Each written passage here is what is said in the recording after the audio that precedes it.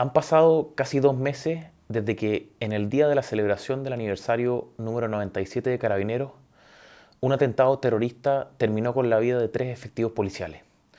3 miembros de la institución de Carabineros asesinados en la ruta P72 que une a las comunas de Cañete con Tirúa y que, junto con Conturmo, forman el denominado Triángulo de la Violencia en la macrozona sur.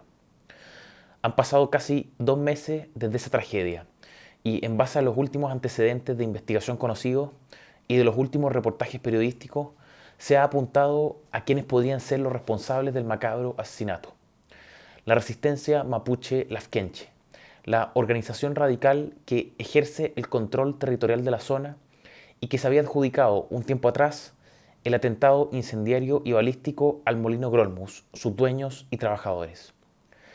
Para el día 17 de junio, o sea, el lunes pasado, se fijó la audiencia en donde se vería el recurso de nulidad que presentó Héctor Yaitul para lograr desechar la condena reciente a 23 años de cárcel. Recordemos, lo condenado por delitos de ley de seguridad del Estado, hurtos, atentados contra carabineros, entre otros. Ese mismo día, 17 de junio, comenzó también el juicio en contra del clan Ancalaf. Estoy hablando del juicio penal en contra de ese grupo de activistas indigenistas radicalizados que, fruto de un conflicto por la pérdida de armamento que sufrieron, secuestraron y torturaron a 2 personas en Coyipulli hasta asesinar a una de ellas. En estos días también, y ojalá que nadie se escandalice con lo que voy a decir, en estos días, el 20 de junio en particular, se celebra el denominado Día Nacional de los Pueblos Indígenas. Muchos reclamarán, oye, ¿por qué mezclar las dos cosas? Que ese día nada tiene que ver con los atentados, que aquí, que allá, etc. Y en parte pueden tener razón quienes reclaman. Ese día puede tener mucho sentido para algunas personas y con eso no me quiero meter. El punto es que no somos nosotros los que han unido irremediablemente todo esto. Ha sido la izquierda radical. Ha sido esa izquierda la que, en nombre de los pueblos indígenas, ha empujado un proceso de refundación de la nación que incluía el desmembramiento de territorios por todo Chile. Ha sido la izquierda radical la que, en nombre de las reivindicaciones de los pueblos indígenas, se ha negado a declarar como terroristas a organizaciones separatistas como la CAM. Ha sido la izquierda radical la que ha defendido a sus principales líderes, los ha cobijado, ha viajado a sus territorios para representarlos. Y no nos engañemos tampoco, ha sido la izquierda radical la que ha dotado a ese día, al Día Nacional de los Pueblos Indígenas, de una connotación, digámosle, especial. Porque más allá, repito, del sentido que pueda tener ese día para algunas personas, el feriado lleva impreso una cierta narrativa y que, quieranlo o no, es la misma narrativa a su vez que sostiene a las orgánicas radicalizadas y que no es otra cosa que la idea de que existen ciertos pueblos que han sido oprimidos por los conquistadores españoles siglos atrás y que hoy se encarnan en aquellos que sostienen los principios y valores del sistema occidental. Ellos, los de la izquierda radical, son los que han asociado dicha narrativa con la guerra desatada de reivindicación territorial y liberación nacional que tienen los terroristas en el sur. Narrativa que, por lo demás, ha sido alimentada por parte importante de la derecha. Miren, un paréntesis. Este Día Nacional de los Pueblos Indígenas, este día feriado, fue impulsado desde la derecha. Sí, desde la derecha. Se presentaron varios proyectos de ley, ni siquiera solo uno. El presidente en ese entonces, Sebastián Piñera, tenía el suyo propio. Había otro de Francisco Chaguán y uno del senador Kast. Y miren lo que planteaban. El de Chaguán, el senador de Renovación Nacional, proponía, abro comillas, resignificar el feriado del 12 de octubre, o sea, del descubrimiento de América. Y el de Sebastián Piñera, y también el de Kast, apuntaba bastante más lejos porque proponían eliminar de plano el feriado de San Pedro y San Pablo. ¿Y saben para qué? Para poner en su reemplazo, unos días antes, el feriado correspondiente al Día Nacional de los Pueblos Indígenas. Menos mal, el proyecto definitivo, o sea, lo que hoy es ley, terminó en otra cosa y se logró mantener el feriado de San Pedro y San Pablo. Pero más allá de eso, es indesmentible que se compraron la narrativa. ¿O ustedes creen que es casual esto de querer resignificar el 12 de octubre? ¿O eliminar el feriado de San Pedro y San Pablo? En fin, muchos podrían pensar que todo esto está en franca retirada, que esta agenda política no sigue operativa o que ya no debería merecernos el mayor interés. Pero eso no es tan cierto. Al comienzo de esta columna yo les comentaba que para el lunes 17 de junio se fijó la audiencia en donde se vería el recurso de nulidad presentado por Héctor Yaitul. Ese mismo día también comenzó el juicio en contra del clan Ancalaf. O sea, estamos hablando de temas sumamente vigentes, de ahora. Hace un tiempo atrás se presentó un proyecto de ley para que los privilegios carcelarios que los dirigentes de organizaciones radicalizadas indigenistas persiguen mediante la huelga de hambre sean concedidos por la ley.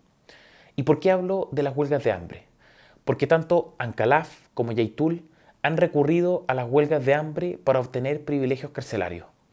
Lo hicieron parte de los Ancalaf al inicio del proceso seguido en contra de los miembros del clan, y lo ha hecho Yaitul en 2010, en 2022 y ahora en 2024, recién hace unos días, luego de ser condenado con el objetivo de que se entreguen, abro comillas, condiciones carcelarias dignas para los presos políticos mapuches, como él denomina. Y además para que se les conceda la libertad a sus hijos Ernesto y Pelantaro Yaitul. Eso es ahora, en junio de 2024. El proyecto de ley del que estamos hablando fue presentado en el año 2020. Su tramitación está radicada en la Cámara de Diputados, específicamente en la Comisión de Derechos Humanos, y está firmado por Manuel Monsalve, hoy subsecretario del Interior del Gobierno de Chile. Estamos hablando del mismo Manuel Monsalve que hace unos años, junto con Carolina Toá, serían desalojados, sacados a la fuerza de la cárcel de Temuco por sumarse a la huelga de hambre iniciada por 38 reos de las organizaciones radicalizadas. Al mapuche por luchar, liberar, liberar, al mapuche por luchar, liberar, liberar, al mapuche por luchar. Voy a explicar a continuación el detalle de este proyecto de ley presentado por Monsalve. Es impactante, pero antes de eso, ¿por qué es importante? ¿Por qué es relevante y cómo se conecta con las huelgas de hambre de Yaitul y Ancalaf? Como adelantaba, el proyecto de ley de Monsalve busca que aquellos privilegios que los dirigentes de las organizaciones indigenistas persiguen mediante la huelga de hambre sean ahora concedidos por la propia ley.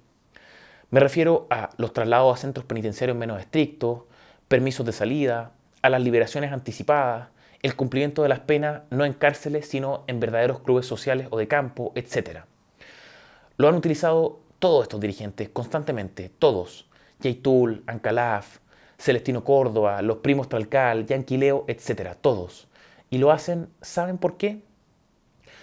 Es un mecanismo con pasos específicos, con objetivos bien definidos, los que ya comentábamos, y que, esto es lo más importante, funciona. Es la instrumentalización del sistema penitenciario en beneficio de los dirigentes de las organizaciones terroristas. Y como les decía, es parte de un patrón. Un mecanismo que se echa a andar una vez se cae en prisión. En FNM entrevistamos hace poco a Pablo Urquizar, ex coordinador de seguridad de la Macrozona Sur. Paréntesis, vamos a dejar el link en la descripción de este video. Vean esa entrevista porque tiene mucha información sobre esto, mucho detalle, datos inéditos y describe paso a paso cómo opera este mecanismo de instrumentalización del sistema carcelario. Nos da también nuevas pistas sobre el caso de los carabineros asesinados y más. Pero bueno, ese mecanismo del que les hablo, bien en síntesis, se despliega así. Se comienza con la huelga de hambre, que puede durar semanas. A esa huelga le siguen atentados terroristas de la orgánica radicalizada a la cual pertenece el preso. Y una vez que el chantaje de la huelga comienza a hacer mella, y sumado a la intimidación que generan los ataques que se perpetran en el exterior, se forman consejos técnicos de Gendarmería de Chile para discutir y proceder a conceder los beneficios carcelarios respectivos. Pero, ¿qué es lo que pasa? ¿Tiene defectos este mecanismo? Bueno, es un proceso algo más largo. Hay que pasar días o semanas de huelga, se requieren atentados afuera, negociaciones con los consejos de Gendarmería, que muchas veces escalan al gobierno central, en fin. Parecería que podrían haber formas más fáciles de hacerse de los beneficios, de los privilegios, mejor dicho, y eso es exactamente lo que busca el proyecto de ley que les estoy comentando. ¿Para qué arriesgar la vida con una huelga de hambre si los socios de la izquierda radical en el Congreso pueden impulsar un proyecto de ley que me asegure esos privilegios procesales y penitenciarios como un derecho? ¿Para qué más? Por eso el proyecto de ley que les quiero comentar. Como les adelantaba, este proyecto de ley busca reformar la ley antiterrorista, el Código Procesal Penal y el Código Penal de modo de crear derechos, privilegios y consideraciones especiales para personas que pertenezcan a pueblos indígenas o sean autoridades de dichos pueblos. Solo para ellos, para nadie más. Y esto tiene una lógica. Se plantea de una determinada forma y que no se esconde, sino que está expresamente expuesta en el texto del proyecto de ley. Primero, se busca dejar asentado que la situación o la posición actual del Estado con respecto a las orgánicas radicalizadas es de lo que ellos llaman criminalización. ¿A qué se refieren con esto? ¿Qué nos están tratando de decir? Que aquellas organizaciones que gente de sentido común identificaría como criminales son en realidad organizaciones con fines políticos perfectamente democráticos que cumplen sin duda el estándar de un Estado de Derecho y que por tanto la persecución de esas organizaciones es inaceptable porque hace ver como criminales a quienes realmente no lo son. Esa es la primera idea que se intenta establecer y que es el pilar de lo que viene a continuación. Paréntesis, recordémoslo, este es un proyecto de ley de quien es hoy subsecretario del Interior, Manuel Monsalve. Bueno, seguido a eso, a esto de la criminalización, lo segundo que señalan es lo siguiente: que deben existir en nuestro ordenamiento jurídico reglas explícitas que asuman los costos que esa criminalización conlleva. A ver, en simple, lo que se nos está diciendo es que el catalogar como criminales a estas orgánicas radicalizadas y perseguirlas tiene consecuencias. Esas consecuencias, para efectos carcelarios, acorde a los redactores del proyecto de ley, serían las huelgas de hambre a las que los denominados presos políticos mapuche se verían obligados a recurrir. Esas huelgas tendrían consecuencias como, por ejemplo, la enfermedad o, en el peor de los casos, la muerte del huelguista. Y esas consecuencias deberían ser asumidas por el Estado porque sería el Estado el que criminaliza a dichas personas obligándolas a someterse a huelgas que podrían acabar con la vida de los presos. A ver, sigámosles el juego por un momento. Imaginemos que efectivamente estamos hablando de personas que han sido perseguidas por cómo piensan, por sus convicciones políticas, por sus ideas.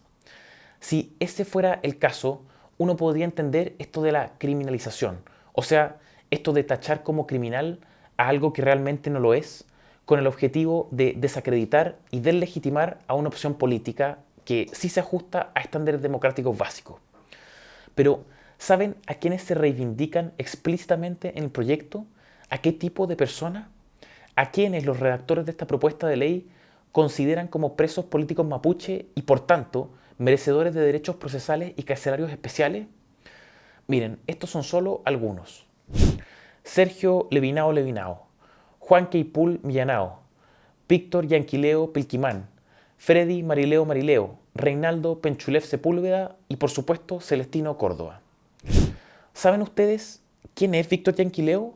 Bueno, además de ser el hermano de Natividad Yanquileo, la ex convencional constituyente escaño reservado en la convención, además de eso, es un delincuente, condenado en 2019 a 21 años de cárcel por delitos como robo con violencia calificado, porte ilegal de armamento de guerra, porte ilegal de municiones y lesiones a carabineros tras el asalto a una caja de compensación en Galvarino, donde tomó a personas inocentes como rehenes junto a otros 3 terroristas. ¿Saben quién reivindica a Víctor Yanquileo? La organización terrorista Resistencia Mapuche Lafkenche, la principal sospechosa del asesinato de los 3 carabineros en Cañete. Sigamos, ¿saben ustedes quién es Freddy Marileo? Otro delincuente, condenado a 15 años de cárcel por un doble homicidio perpetrado con un fusil de guerra en Ercilla en contra de 2 personas también mapuche. ¿Y por qué? Porque trabajaban en forestales. ¿Y saben quién reivindica a Freddy Marileo? Aparte de los políticos que redactan este proyecto de ley, la UAM, la Huaychán Aucamapu, otra orgánica radical que ha perpetrado atentados en más de 4 regiones del país y que desde su aparición se ha adjudicado el incendio y la destrucción de 12 templos religiosos, 10 de ellos católicos y 2 evangélicos. ¿Y saben ustedes quién es Celestino Córdoba? Es un asesino, condenado a 18 años de cárcel por el delito de incendio con homicidio del matrimonio Luxinger-Macay. Este es el tipo de persona que el proyecto de ley busca beneficiar. Y todo esto que les estoy explicando empieza a cuajar una vez que se lee la primera norma del proyecto, que busca modificar la ley antiterrorista. Miren, leo. Para los efectos del numeral quinto del artículo segundo de la ley número 18.314, en ningún caso será constitutiva de asociación ilícita terrorista una organización que persiguiere una reivindicación territorial cuya legitimidad fuera reconocida por el derecho internacional. ¿Se entiende lo que quieren hacer? Quieren excluir a priori de la calificación de asociación terrorista a organizaciones como la CAM, la UAM, la Resistencia Mapuche Lafkenche y otras. ¿Y por qué debe haber a priori una exclusión de la posibilidad de entrar en dicha categoría? Y si hubiera esa exclusión, ¿es la reivindicación territorial una causal suficiente? ¿Por qué eso excluye a priori a las conductas terroristas que cometen y podrían cometer estas orgánicas? Por el contrario, ¿no podríamos pensar que justamente esa reivindicación territorial es el motivo para calificarlos como tales? Y en el elemento demencial de que eso, la reivindicación territorial, pudiera constituir una causal de exclusión para ser catalogado como organización terrorista, ¿por qué la legitimidad de la cuestión debe estar dada por el derecho internacional y no el nacional? A ver, lo que se busca es legitimar el actuar de estas orgánicas y para eso el primer paso que deben tomar es intentar separarlas de todo aquello que las acerque al terrorismo. Artificialmente, por supuesto, porque bien sabemos que son esas organizaciones las que practican el terrorismo a siniestra. ¿Y por qué necesitan legitimarlas? Porque solo una vez legitimadas es aceptable concederles por ley toda clase de privilegios procesales y carcelarios que hoy buscan mediante el mecanismo de las huelgas de hambre. ¿Y qué forma más fácil y menos democrática de lograrlo que colarnos esa legitimidad artificial mediante instrumentos internacionales que nadie conoce? Bueno, ¿y cuáles son esos privilegios procesales y carcelarios? Veamos. Primero, en etapa de la investigación penal, se ordena al juez a que, si es que el imputado es indígena o es una autoridad ancestral o espiritual de un pueblo indígena, deba considerar los usos, costumbres y cultura del imputado a la hora de analizar las medidas cautelares que podría aplicarle, debiendo preferir ciertas medidas cautelares por sobre la prisión preventiva.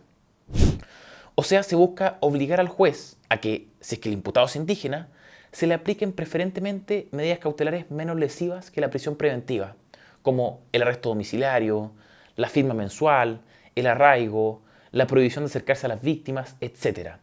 ¿Y por qué? Solo por ser indígena, solo por tener supuestamente costumbres, usos y una cultura indígena. Y eso no es todo, obviamente.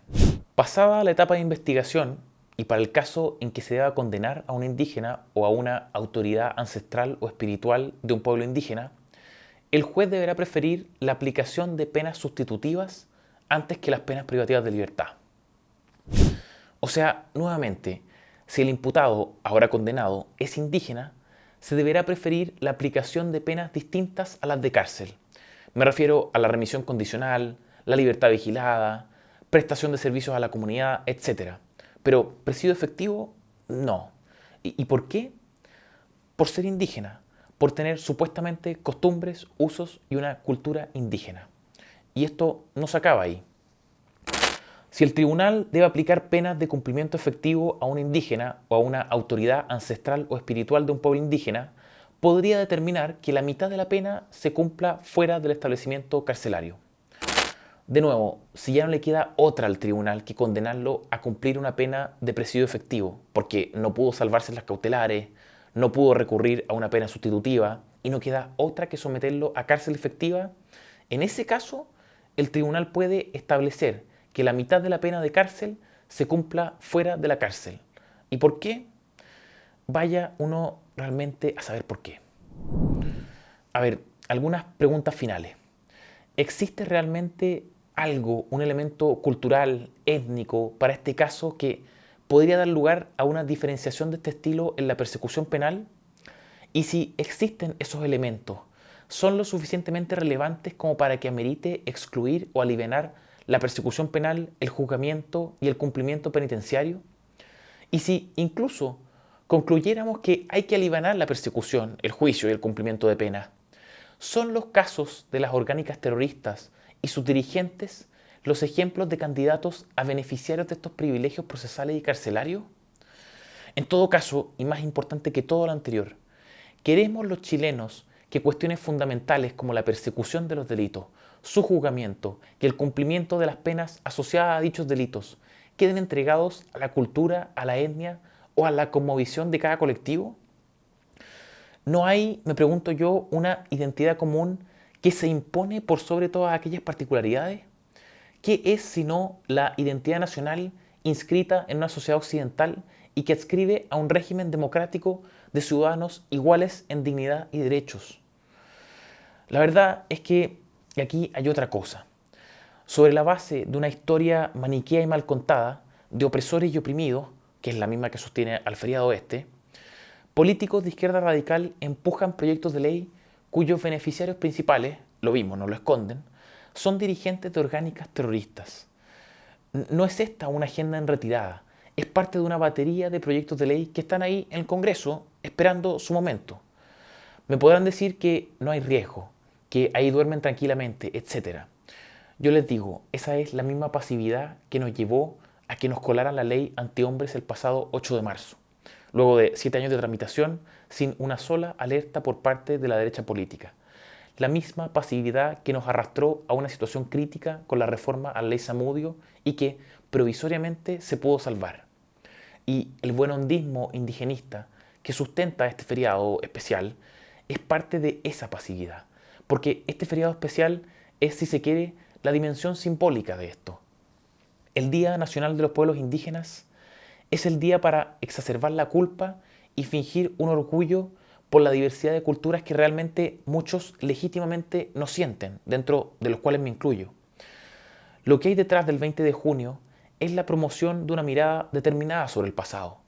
La idea maniquea de que hace centenares de años vinieron los demonios de los descubridores españoles al paraíso del buen salvaje.